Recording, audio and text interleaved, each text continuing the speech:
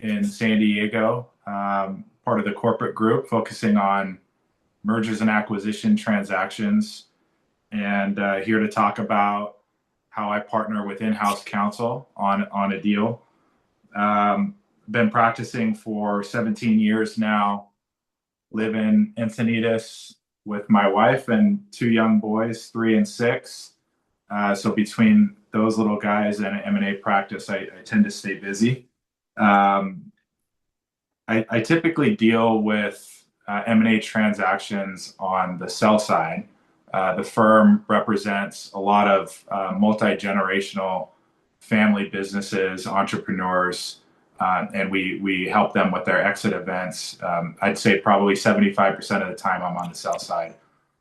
This discussion is primarily geared towards preparation for a sell side transaction, although almost all the concepts can be applied to an acquisition as well.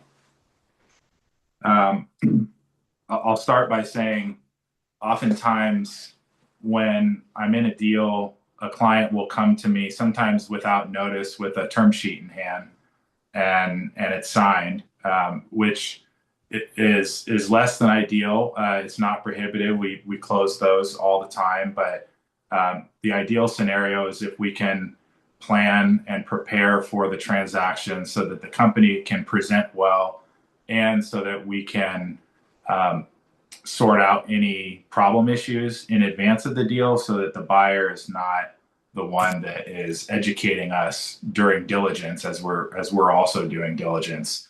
Oftentimes, even in relatively large companies selling for upwards of $100 million, surprisingly, there isn't in-house counsel involved a lot of the time.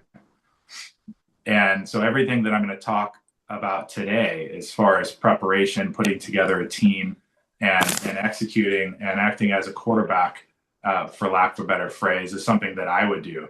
Although in the transactions, when I have a counterpart that has more institutional knowledge, much more institutional knowledge than I do about the company and the officers and the relevant issues, the in-house counsel counterpart is invaluable to me and to the transaction. It results in a much smoother transaction because of that knowledge. I'd say today's the takeaway for today's presentation, I can just state up front, is that if your owner or ownership group has not been through a transaction before, then the whole transaction exercise and process and experience will quite frankly be a shock to them, most likely. Owners tend to view it as taking on a second job. There's usually somebody like a CFO or an operations person, wear many hats type person who has delegated lots of work from me. I'm giving them lots of homework, tracking down information and documentation, and it creates a second job for them as well. And so to the extent that there is an ability to see down the line, see the future, and say that we might have a transaction, the time to prepare for that most definitely is now. And what I tell clients is we're going to have a set amount of work to do to prepare for a deal. And if we can spread that work over a 6 to 9 month period, as opposed to a compacted 3 to 4 month period, everybody's life is going to be better. And so if we have that luxury, but it's something that I highly recommend pursuing. The tension that exists there with an owner is that in order to do that, it requires resources being put in place to prepare. And some owners don't want to do that because they view it as sunk cost if a deal doesn't materialize. And I think there's some truth to that. Although part of the exercise of preparing a company for sale is to look at organizationally and operationally what we can do better and what are some of the pain points that would arise inside of a deal. And more often than not, any of those deal killers, as I'll call them, or pain points are things that we probably want to fix even without a deal. So it's not a completely waste of money, but that's typically what I hear from owners who are a little bit more cost sensitive. The reality of a deal is that in addition to being a second job and being stressful for the ownership, it's very costly. And so preparing in advance to the extent a deal is going to close is undoubtedly going to be the most efficient way to prepare and close a deal from a cost and resources standpoint.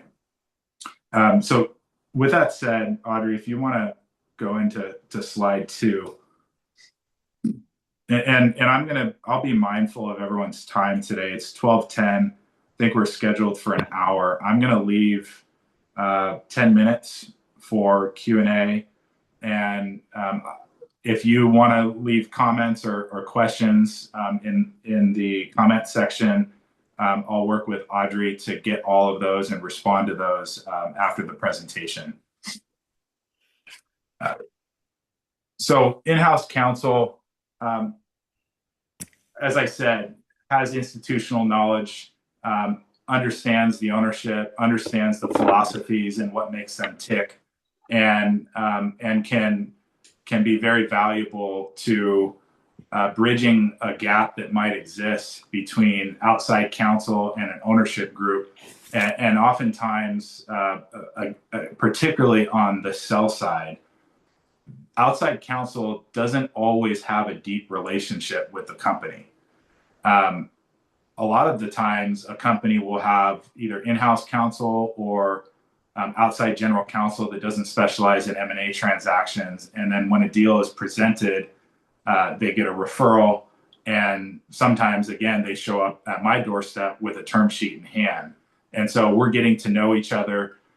The trust, the deep trust that you have with ownership is just simply not there at the outset when M&A counsel is engaged. So to be able to talk with in-house counsel about legal issues, things that in-house counsel understands as real issues that an owner might not appreciate, or a typical owner will tell me, "Oh, this is going to be easy." That's one thing that clients tell me probably the most. And to be able to bridge any disconnect there is something that I often do with in-house counsel that I work with. And when you have someone in your position that has this know-how, it helps the overall transaction close in a smoother fashion without friction. Audrey, if you want to go to the next slide.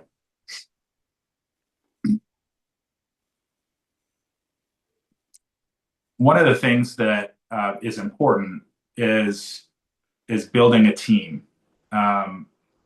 When a buyer looks at a target, they're going to, right at the outset, after a term sheet is signed, they're going to provide a due diligence request list.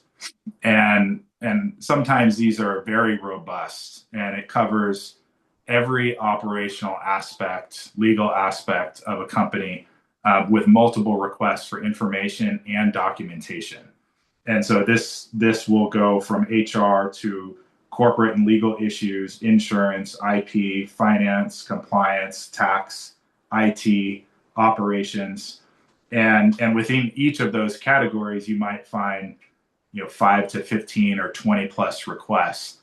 So a typical deal might have well over 150 or 200 requests for information.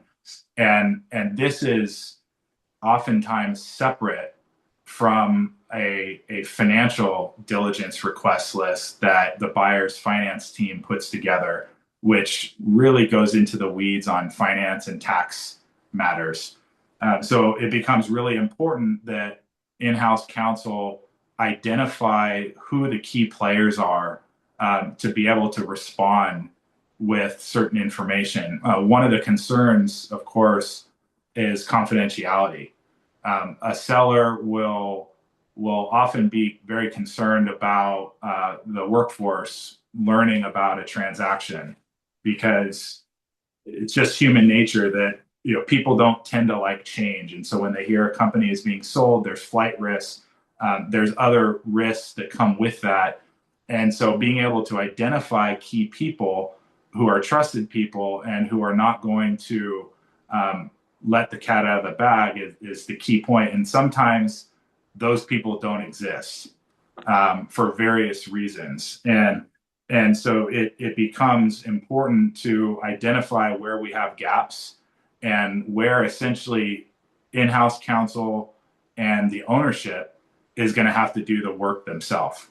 And ideally, when you have a diligence request list, we're off, we're in a deal, we have a term sheet, and we're responding to requests. And hopefully we are in a position to have fully responsive answers to each of the questions, I'd say within a month. And buyers will be very pushy about making sure that we're moving along. And so one of the first things that I do is talk about who the trusted inner circle is. And then we will look at the diligence request list, and we would just assign responsibilities across the various groups. I like to keep the data room either managed myself or have the client open a data room, and we house all the information there, and then we could give access to a buyer. Sometimes deals fall apart, and we do not want to have all of the information housed in the other party's data room. Can we go to the next slide, please?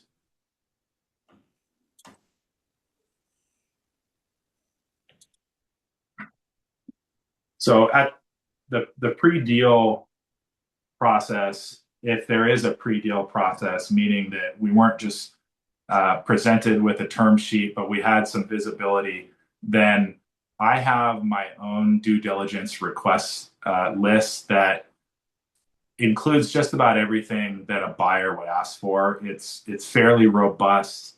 It has 18 different slides on it, and it has a tracker where we can see what's complete, what's outstanding, what's partial, and we could assign responsibility to different people.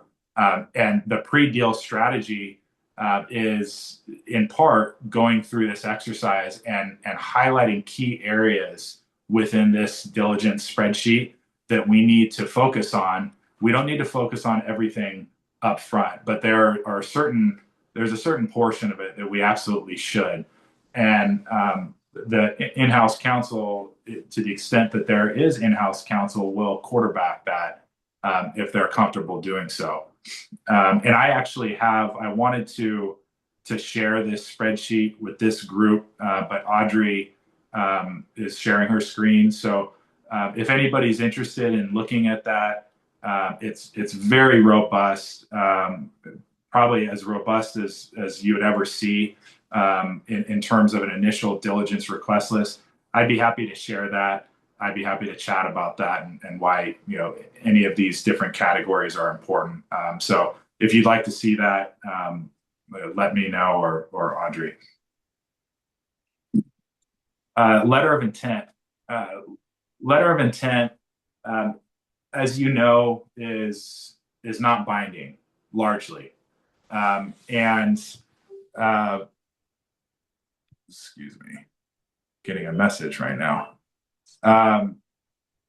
So although it's not binding, again, human psychology suggests that when you put something down on paper, you're setting expectations. And so I found that when we put deal terms down, when we put structural options down, whether it be structuring as an asset purchase agreement or wanting to treat it as a stock deal for tax purposes, or whatever the structure may be, that when we later realize that maybe this isn't the best structure for us, or maybe the earnings that was included as a target at the request of buyer is not something that is achievable, that it becomes very difficult to backtrack. And for that reason, I look at letters of intent and term sheets really seriously and not lackadaisical. And there are some circumstances where you can put something in place that doesn't have a lot of detail and it leaves a lot open for negotiation, and that is okay if you have to get into a deal based on the circumstances. But if you have already done your diligence and you understand the earnings and you understand the various other important moving parts that's going to dictate structure on a transaction, then it's very helpful to be able to define that up front so that we're setting expectations with our buyer. And as part of the pre-deal strategy, if anyone has heard of a quality of earnings report, that's something that we would want to obtain. Now, depending on the deal size, some may look at that as cost prohibitive, but I would say anything in excess of $15 million warrants a sell-side quality of earnings report, which is done by a third party, oftentimes CPA or financial firm. And it's a real super deep dive on all the financial and accounting practices of the company. And the reason we do this is so that we understand with intimate detail the company's earnings, the company's working capital, any adjustments, owner adjustments that we're going to want to take as part of our base EBITDA, for example, from which a multiplier is applied to arrive at our purchase price. And so this kind of information will arm us and will inform us at the letter of intent stage to put us in a position where we're not taking on any kind of expectation that we can't perform on. And so that's part of the pre-deal strategy, is bringing in those quality of earnings folks if we're able to. And that takes time to go through that exercise. So planning is important in that regard. The third bullet point here, I've touched on it already, but like a quality of earnings report that gives us visibility as to the financial and accounting metrics that will be very important and negotiated during our deal, doing the diligence on legal and some of the other matters that I discussed will allow us to understand whether there's going to be pain points. For example, there might be a key contract that has a provision saying that you can't assign it, which would be a problem. Or you can't assign it, and even in equity deals is considered an assignment of the contract for purposes of that contract. And so we're in a position now where we would need to go out and get consents from certain key customers or vendors. And this is information we at least want to know. We're not necessarily getting that consent right now, but anything that could potentially be a stumbling block or something that will slow a deal down, or certainly something that could touch on the financial aspect of the deal, we absolutely want to know before we have a term sheet. Because at that point, we have a term sheet, we're now in a deal, and if we have this information already in our data room, we will present very well to a buyer, and information would be readily available for them, and we would control the process much more than we would if we just simply responded to a buyer's diligence spreadsheet, which is very reactive. And so the idea is that we want to be proactive, and between getting a quality of earnings report, doing the diligence before a deal, and putting the team in place, that's going to cost money, without a doubt. But I see that the return on that is well worth it when it comes time to negotiating a purchase agreement, a definitive purchase agreement with the buyer, and with setting expectations. And so that's a big driver. Term sheets, although not binding largely, I treat them as such because I don't want to incorrectly set expectations. Okay, if we can go to the next slide, Audrey, that'd be great.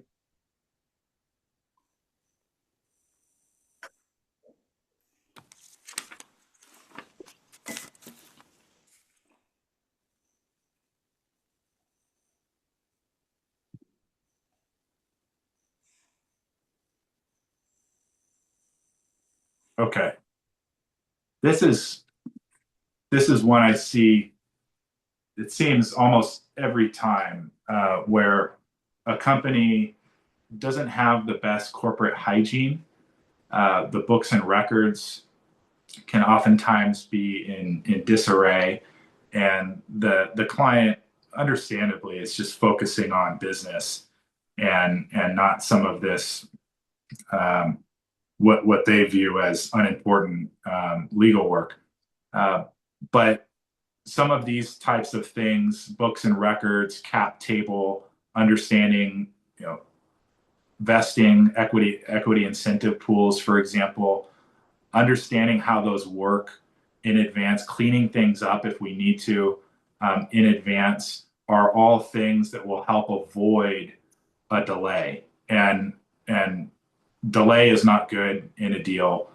Everyone, including the buyer, even more so the buyer, quite frankly, everyone is spending lots of money.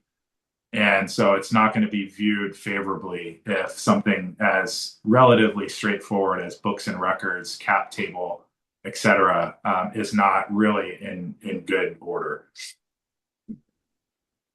This last point, mapping the universe of contracts, IP licenses, et cetera, we're doing that as part of our diligence, and the master diligence spreadsheet will, again, with the 18 different categories, we're identifying all these different key factors, and we're stating exactly where in the data room they're located as well. And so we'll have a map. There are key areas within this spreadsheet that we expect to have to disclose to our buyer. And so as part of the purchase agreement, we need to disclose oftentimes all of our contracts that we have, key contracts, all of our IP that we own, our licenses, and various other relationships that we have. And by doing this up front and seeing where in the data room these various documents are located, filling out those disclosure schedules, which I can touch on in more detail shortly, will be much easier. Next slide, please.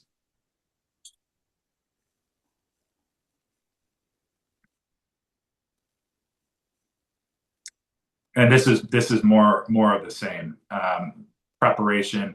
And if you don't do everything up front, you know, I don't want to make it sound like you're not going to get a deal done, because most of my deals we don't. Most of my deals we just don't have enough time, based on, you know, a buyer coming with a term sheet that the owner wants to sign and move forward with. So we can do all of this side by side with um, the buyer, but this is where in-house counsel is really invaluable, because while maybe we don't have a really organized structure housing all of this information, the institutional knowledge that in-house counsel has about these various aspects, we are undoubtedly ahead of the buyer as far as our knowledge of various issues.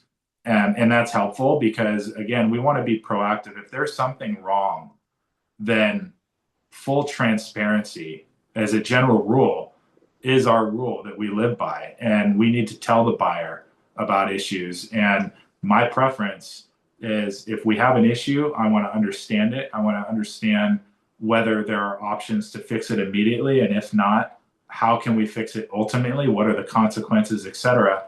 And present all this information to the buyer so that we have a solution. Um, and if we're not in a position where we're ahead of the buyer, then there's nothing we can do about that. We're learning about information at the same time, and sometimes that's just how it is.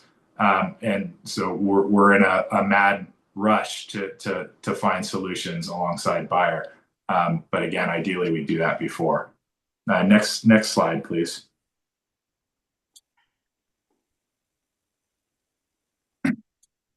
So the data room, if not managed appropriately, can turn into a disaster, because there are oftentimes, 500, 600, 1,000 different documents that are listed there. And so without a very clear organizational structure, how we're housing all this information, it's going to be very challenging to manage all of this information. And this is where a really good overall master diligence spreadsheet will be very helpful. And so what I do when I don't have a chance to do some of the work before a transaction starts and a buyer presents a diligence request list that is not detailed, and if I know alongside my counterpart, in-house counsel, if we know that there's going to be a robust amount of information, then my preference is to take what may be overly broad requests and get more granular and revise the diligence spreadsheet, because we know that we're ultimately going to need that.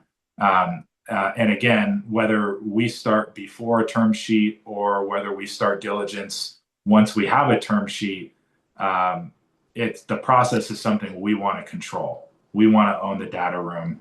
We want to own the permissions, who's getting access. We want to have visibility as to when certain people get access, because again, there's no guarantee that the deal will close.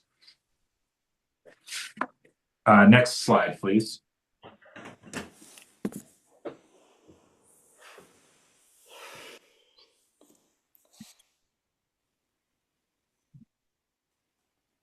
So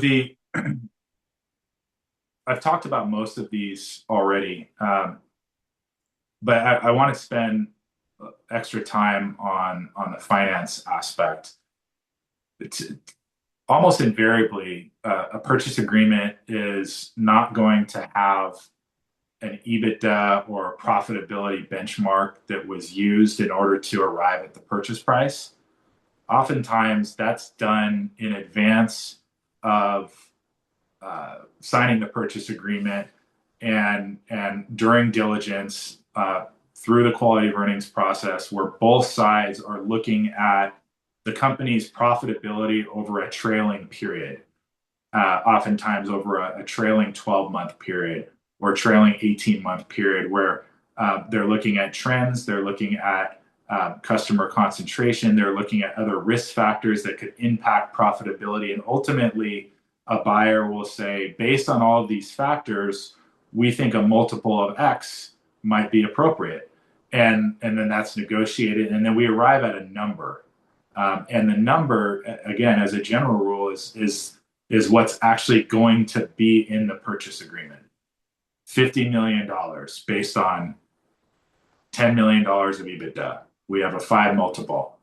And so the reason we want to do a sell side quality of earnings, even if we don't do it in advance of a term sheet, is because when the buyer gets their quality of earnings report back, I'm convinced that the quality of earnings teams that buyers engage must be compensated based on how they retrade the deal, because it seems almost all the time there's some way that a buyer is retrading the deal, whether it's grinding a seller on working capital issues or on profitability in general, which will drive down a number that may have been agreed to in the past.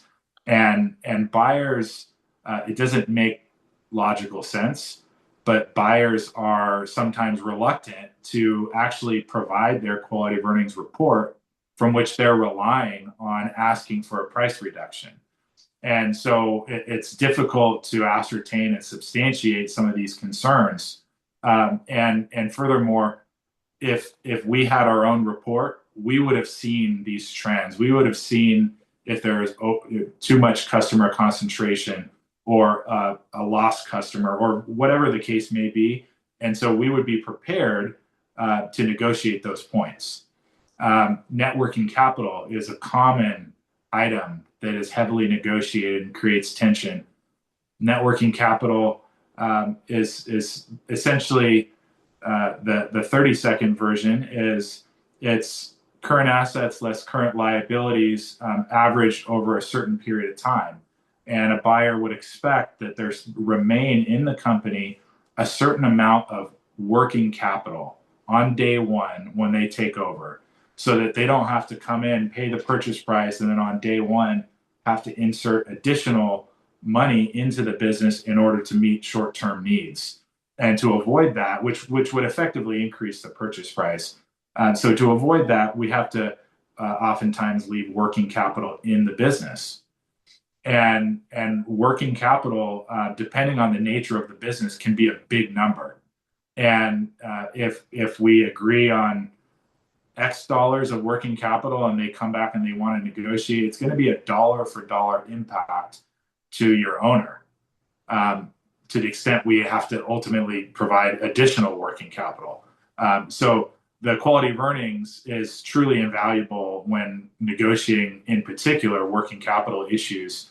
And we want to make sure that we are in touch and in tune with our quality of earnings experts all the way through, and understand how that impacts the mechanics of the purchase agreement, which I find that owners have a lot of trouble understanding the logic and the mechanics around some of these issues. So myself, along with in-house counsel, will work together to make sure that we're presenting a story to the owner that makes sense, and armed with this information from our quality of earnings experts.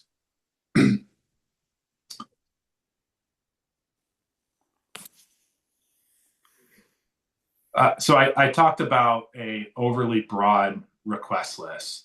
An overly broad request list in a deal that's going to be a proper deal, a healthy purchase price and significant amount of documents just doesn't work.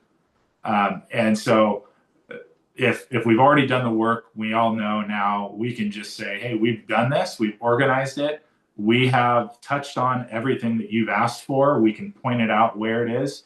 If you want to supplement this with additional requests, by all means, we will accommodate that. But let's start with our list first. And if we didn't do that, we still can do that going forward. That doesn't tend to create a lot of tension, but it's something that we just need to make sure that during the term sheet stage, if we haven't done the work, that we're setting expectations on how diligence will be handled, so that everybody's aligned and that we're not fighting over something that we shouldn't fight over. And again, usually I'm the quarterback as far as assigning to individuals within the client's company information that they need to get back to me. But if there is in-house counsel, they're much better suited to do this, if they have the capacity, of course. And if they do, then they know the players and they can help me streamline the process in a much better way than would otherwise be possible. The fourth point here, escalate red flag items early to leadership. Clients often think that lawyers can be nitpicky, ticky-tacky. And I agree, 100% agree with that. I like to hold myself out as someone who focuses on what's really important, who's business-minded and not getting bogged down with some of these details. But the reality is that is the perception. And no matter how much I tell a client, what my approach is, there's sometimes it's still a struggle to deliver a message on a risk issue, something that I think we should fix in advance of a deal or fix during the deal. And I found that in-house counsel is just so much better suited to have those discussions because, again, there's a history of trust and a working relationship there that I just simply don't have. And so I tend, when I have that counterpart, I tend to work very closely with him or her, oftentimes more so with them than the ownership, and then rely on them to make sure messages are hitting home, and that everybody is aligned. Okay, let's move on to the next slide. This is common misclassification issues. Just a simple example. Sometimes clients are really terrible at classification issues, not because they're out to harm the employee, but just because they're very disorganized. Maybe there's wage and hour issues. My firm has a pretty big employment law litigation group, and so I hear about these stories all the time. And this is the kind of thing that could actually kill a deal. And so whenever we have something that's a big, meaty issue that requires fixing, sometimes we can't fix the issue by the time we close, or sometimes we can't completely put the exposure risk in a box, and that doesn't necessarily mean that we can't close the deal. I've closed many deals with outstanding litigation ongoing or other issues that present potential economic risks to the new ownership group. And we have to be flexible. We have to understand buyer's position, that's not what they signed up for. And oftentimes we can set aside money in an escrow for a certain period of time while the issue plays out and is ultimately resolved. And the escrow is there to give buyer comfort. And if we resolve the issue to our satisfaction, then the expectation would be that hopefully all or as much of that as possible is coming back to us. But this any red flag issue will be also part of our disclosure schedule. We need to disclose as part of our process of being fully transparent. We need to disclose everything about the business that could be problematic. There will oftentimes be 20 to 30 pages of reps and warranties that the ownership is required to make regarding the nature of the business. And it runs A to Z. Everything that you can think of is typically included in these reps and warranties. And if any one of those reps and warranties are incorrect, there's going to be a problem. And so the purpose of the disclosure schedules to our purchase agreement is to disclose instances where a rep or a warranty may not be fully accurate. And that way we're putting buyer on notice. It doesn't mean that buyer's ultimately going to take on that liability. But what it does mean is that we're not breaching a rep, and breaching a rep or a warranty is one of the main ways in which a buyer is going to come knocking on a seller's door after a closing asking for money, which is not what we want to do. And so one of the most critical components of a deal, one where maybe most of the time is spent, and one where I work closest with in-house counsel on, is the reps and warranties, and going through word by word every single statement in the reps and warranties and asking, is this true? And ask it 3 different ways, and have the owner on the call and have the in-house counsel help me with this process. And because it's like sometimes it can be like pulling teeth, not because owners don't want to be transparent, but maybe because they don't understand the issue.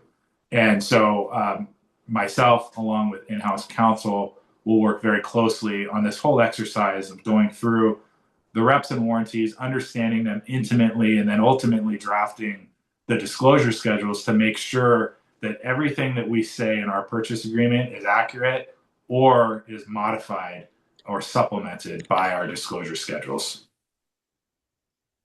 Let's move on.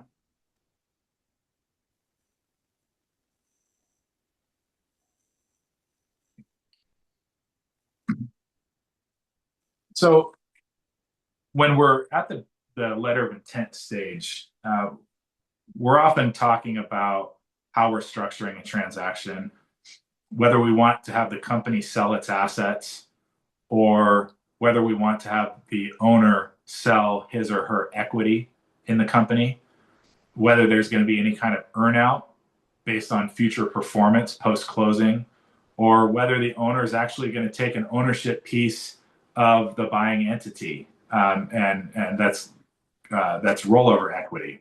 So there'll be a future owner of the buyer entity, which would include the seller's business and may include other businesses that the buyer has acquired. And understanding, particularly with respect to the rollover equity, understanding what conditions are attached to that investment that the seller would be making, effectively buying into the buyer's entity, how that's going to impact the seller going forward is critical. Understanding what some of the tax and accounting issues are in order to, in an informed way, say that an asset deal is acceptable versus a stock deal. There's different tax implications, and again, having the whole team involved in that is really important, including the historical CPA, the quality of earnings team, and the owner, in-house counsel, and myself. Reps and warranties, we talked about. I view my role, if I can put it in 2 points. The first point is to document the business transaction, and the second point is to make sure that the money stays in the owner's pocket. And the reps and warranties touch directly on this second point, as I previously stated.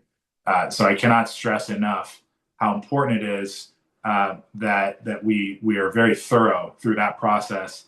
And in order to be thorough in that process, we have to be very thorough in our diligence review exercise and how we're organizing all of these documents.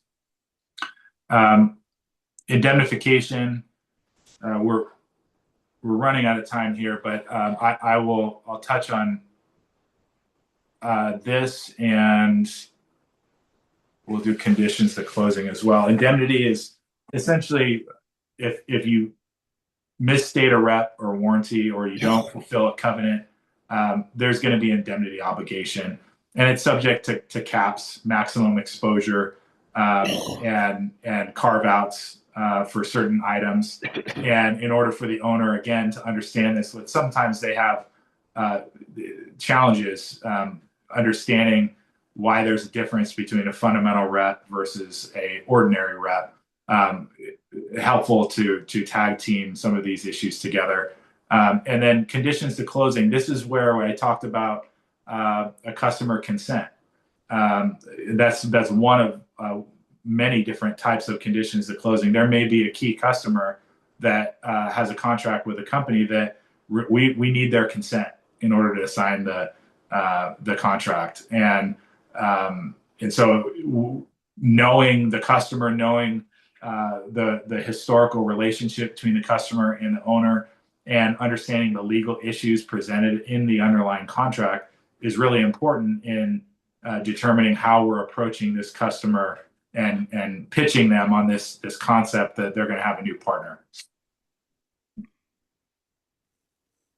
Let's move on to the next point.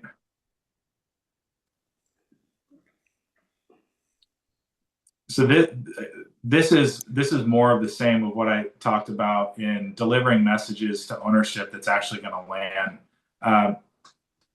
You all understand, your owner's lingo much better than I do. So while I'm always involved in material discussions, sometimes someone in your seat is needed to make sure that there's a deep understanding of what's being conveyed, deep understanding of the consequences of a decision, so that the owner ultimately can make informed decisions, which is key all the way through. Let's move on.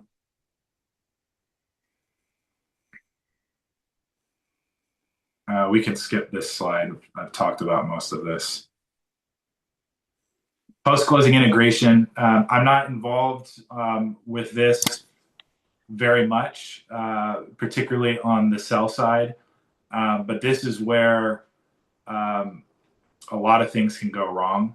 And so in-house counsel not only is invaluable to me, but is invaluable to a buyer in making sure that there's continuity. continuity with the team, continuity with customers, with legal issues, and in-house counsel often runs point on a lot of these issues alongside your operational counterparts to make sure that the acquisition and the ensuing operation is smooth. I'm going to stop here. The next two slides, deal killers. We've talked about some of these already. And then the slide after that is just some talking points, some takeaways, which we've talked about. But I want to make sure that we at least have a few minutes here for some questions. So we have a lot of people on here. I don't know the best way to do this, but maybe if you want to put a question in the chat if you'd like, and I'll just start from the top.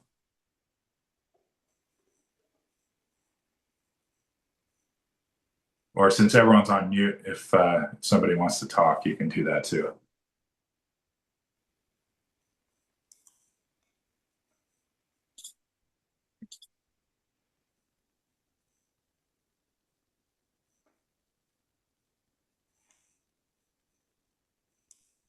Audrey, is the looks like the chat's open.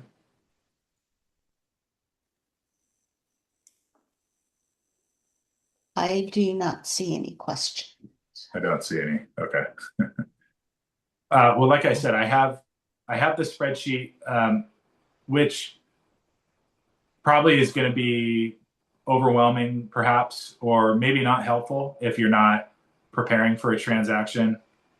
But if you are, or if you're just interested, let me know. I'd be happy to share it. Additionally,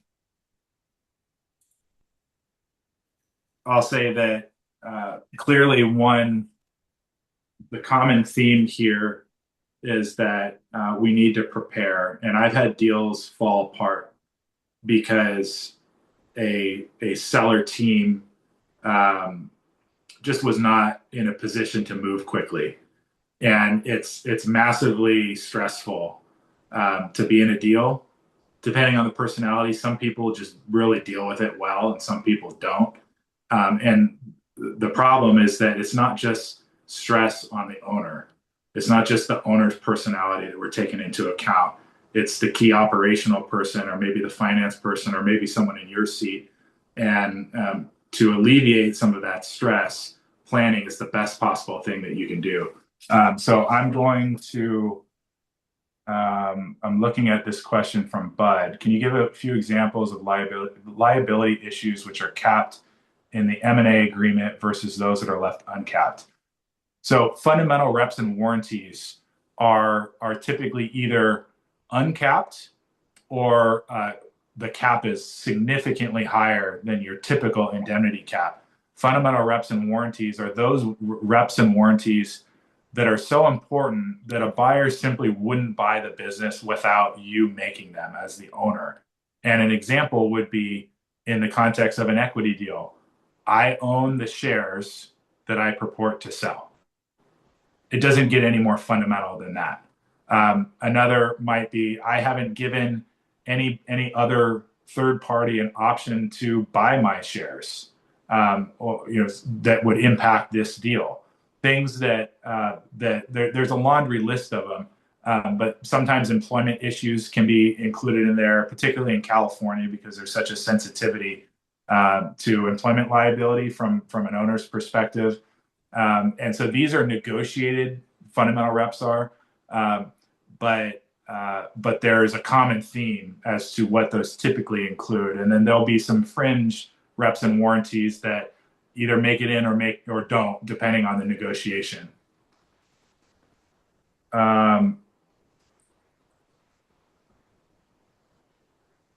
Okay. So it looks like the slides are available at the website. Enrique asked that. Greg, wondering about your market observation. What's going on with M&A these days? Well, Greg, if you want to unmute yourself, are you asking about whether things are more active or something different? No, just the impact is of market condition and recent legislation, tariffs. How that does it have any impact on general M&A and mergers and acquisitions activities? Any observations comparing to the last year, for example? Yeah, Just in you general.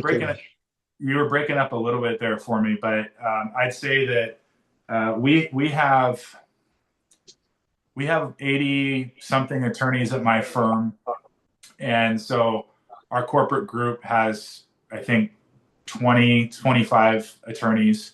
Um, that amount of attorneys doesn't necessarily present a sample size that is representative of the market as a whole.